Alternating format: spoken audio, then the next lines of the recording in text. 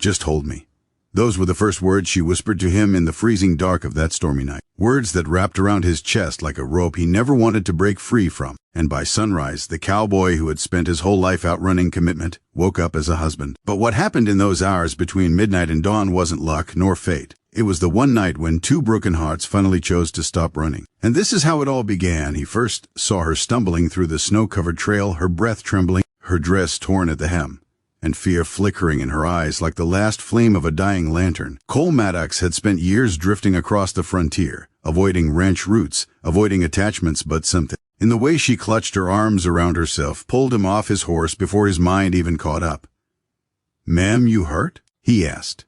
But she only shook her head and whispered the words that ended his wandering life forever. That whisper became the rope tying all his years of loneliness to the moment he chose to stay. Cole didn't know her name then, didn't know who she was running from, didn't know the danger trailing her footsteps, but he knew one truth. That night, he wasn't leaving her alone. The wind howled across the plains like a grieving wolf as Cole guided the shivering woman toward his small winter cabin tucked between two ridges. She leaned on him, barely standing. At every few steps she looked over her shoulder, as if expecting shadows to climb out of the storm and drag her back. When they reached the door, she hesitated, cold-soaked, terrified.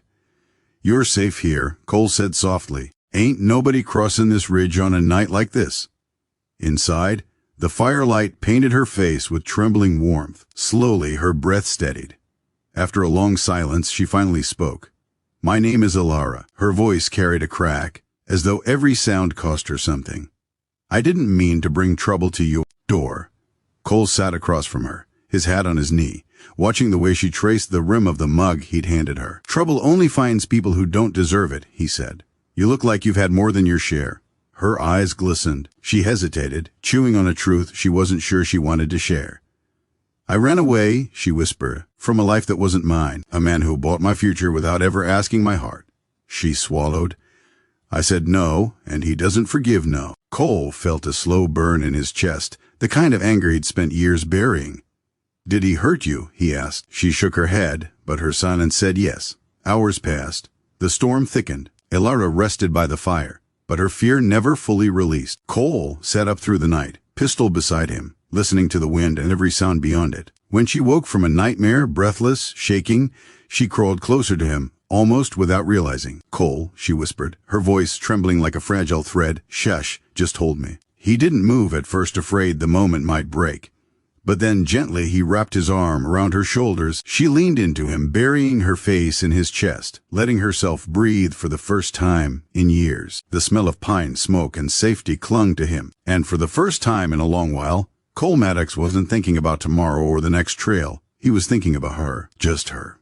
And all through that winter storm night, they stayed like that, two strangers, tied together by fear, hope, and something neither dared name yet. Sunrise painted the cabin in gold, warming the cold corners where last night's fear had settled. Alara blinked awake, still wrapped in Cole's coat, still tucked against his heartbeat. For a moment, she forgot who she was running from. All she felt was safety. All she heard was calm. But then the memory returned like a door slamming open. She bolted upright. "I shouldn't be here," she said, looking around as if searching for the danger she'd escaped. "If they find me, Cole, they'll kill you too." He stood slowly, dusting off his shirt. "Let him try," he said with that steady, unshakable calm only a cowboy could carry. "But you're not going back to a cage, not while I'm breathing." His words struck her somewhere deep, somewhere she'd long ago locked away. No one had ever stood for her before. No one had ever cared. Suddenly, hoofbeats echoed faintly from the ridge, distant but real. Alara froze. "They found me." Cole grabbed his rifle, eyes hardening. "You trust me?" he asked. She didn't answer with words. She just stepped behind him, fingers gripping his coat as though he was the last solid thing in her world. But the riders didn't stop at the cabin they passed by. 4 silhouettes disappearing into the far valley. Cole lowered the rifle but didn't relax. "They're searching the whole range," he said. "You stay here another night, and they'll circle back." Alara's breath shook. "What do I do?" Cole looked at her a long moment. "You said you're running from a man who bought your future. Only one way to break that kind of claim." His voice softened, but the message was clear. "You choose your own future.